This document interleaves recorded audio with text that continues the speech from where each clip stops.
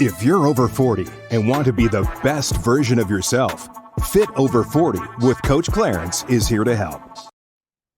All right, everybody, as mentioned earlier, today I'm just going to give a brief synopsis of the real estate market in Phoenix, how it can affect you, what you can do to win in the market, just kind of clear up some myths.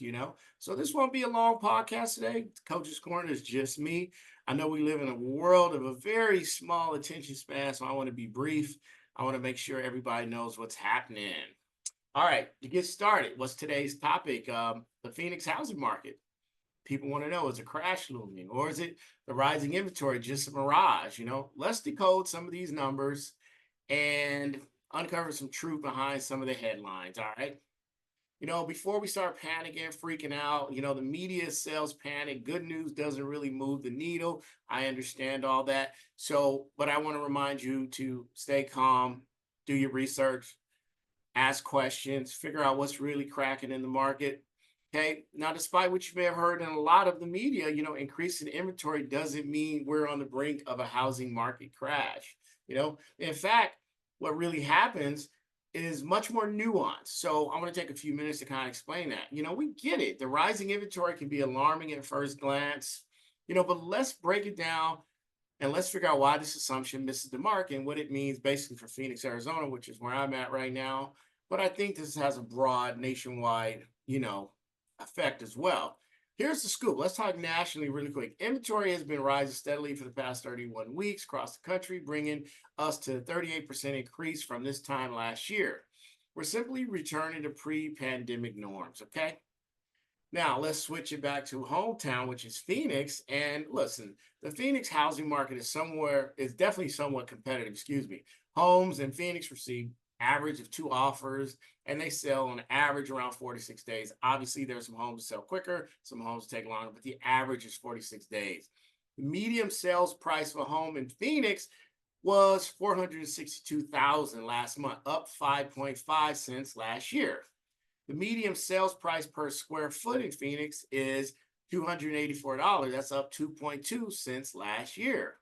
Okay, now just like the national average trend, the inventory in Phoenix is climbing, but this shouldn't be a red flag, okay? It's a natural response to higher interest rates, which has slowed down buyer demand. A lot of people are sitting on the fence. A lot of people are scared to move forward. A lot of people are waiting for that magical 2.5, 2.99. That unicorn is never going to show up to this party again, at least not anytime soon. Anything's possible. So that's what we got right now. So you have to understand that when you are hearing things, and you got to be able to understand what's happening. So that's what this short little topic is for today. Okay. Now, we talked about how rates are affecting some buyers, also to cost with those higher rates. And people just can't afford what they really want. So they're waiting. Some are just turning back to renting. They feel defeated. They're like, I'm just going to rent. I'm going to save up more money to buy more house. Or maybe if they're a single person, they're like, hey, down the road, if I get involved with someone, that's double income. This is true, So there's a lot of different things, But, I'll be honest with you, the number of new listings continue to climb in May. In the year-to-date comparisons, compared from last year, the last 5 months in 2024 were up 17% compared to the same period 2023. Homes have also sold faster so far this year when compared to 2023, and the average days on the market, which I mentioned earlier, has dropped from 74 to 64. The year-to-date median sale price has also increased 6.4% to $479,000, which home sales closing around 98% of the asking price, and that's a steady position over the last 12 months. So that's huge. So you might be thinking, okay, that's all good. I'm still scared. What does this mean to me? What can you tell me that's going to help me if I'm thinking about getting into this market? Okay, key factors to watch. Number one, inventory. More homes for sale, but not because people don't want to buy. It's about affordability and the interest rate. So paying attention to interest rates, paying attention to the inventory definitely plays into your decision making if you're going to buy. So those are some things to watch, okay?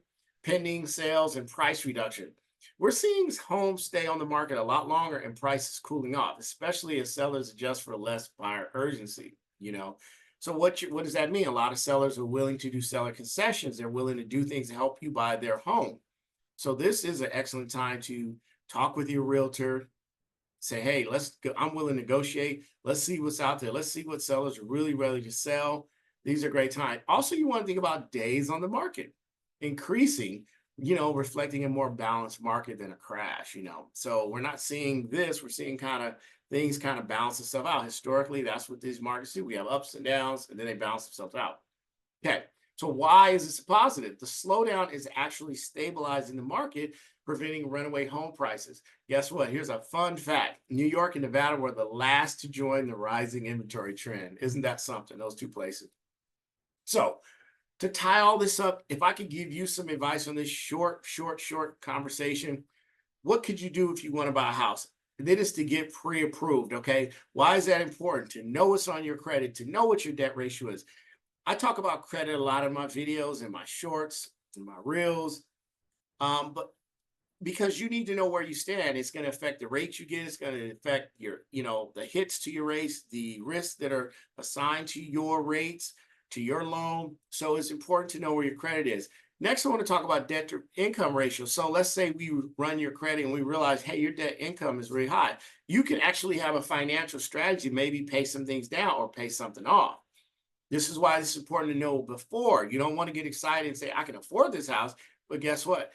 The way we run numbers, you need to be able to fall in that little bucket, that sweet spot, so the underwriters approve you. Okay. So this is important. And you don't want to be caught off guard. You want to have that pre-approval in hand if things change, or maybe a house that you really want pops on the market. You want to be first in line to put that offer in, a strong offer. And again, if you and your realtor are working together, you guys are putting together a solid approach to a home that's on the market. So that is my advice, and that's where things are right now. We're seeing a balanced market. We're seeing inventory coming back up. We're seeing homes appreciating. Again, folks, I always tell you, if you can buy, please buy. Buy. And I'm not just saying that because I do the financing, but just advice, buy. There are strategic reasons to buy a home. There are strategic reasons to rent. Okay. What is your financial goal? That's what you have to ask yourself. That's where the conversation begins. Ultimately, what is your financial goal? That's where we're at. I hope you guys all have a wonderful week. Make sure you subscribe. If you're watching this on YouTube, hit the like button. That tells YouTube you like to see this stuff. You want to see more of it. Make a comment.